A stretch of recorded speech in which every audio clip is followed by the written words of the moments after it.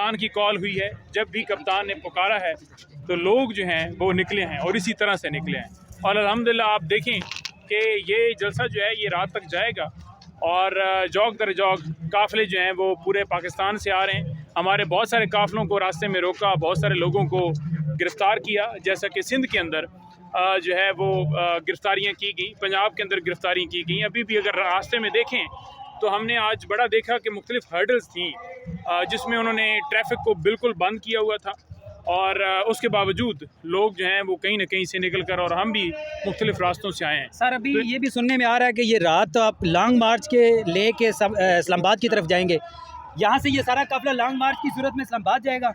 देखें जो भी अभी देखेंगे अनाउंसमेंट जो लीडरशिप करेगी, डेफिनेटली अगला लाएअमल जो है वो आपके सामने आएगा। और आज इंशाल्लाह ताला जो भी लाएअमल होगा वो अली अमीन भाई आपको बताएंगे।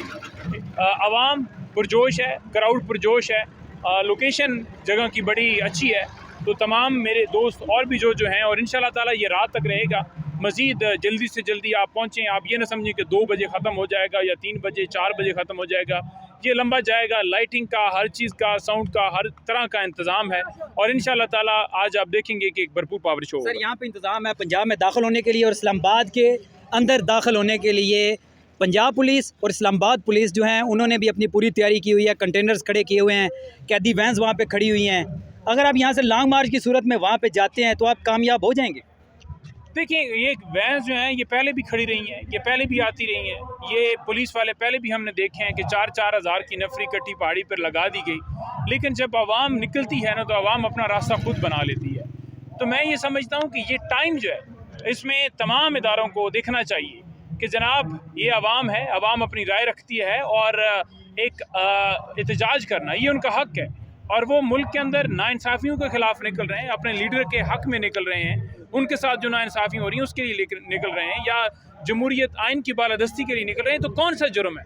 पूरी दुनिया में आप देख लें कि जहाँ जहाँ आज तक एहतजाज हुए वहाँ पर कोई ऐसा नहीं हुआ कि जनाब स्टेट की पूरी मशीनरी लगा दी गई हो अपने लोगों के ऊपर ही जुल्म व सितम करने के लिए।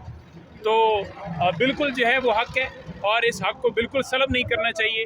जो भी लाएअमल होगा आप देखेंगे कि आवाम जो है। इंतज़ार भाई की क्या सूरत हाल है, तबीयत उनकी ठीक है?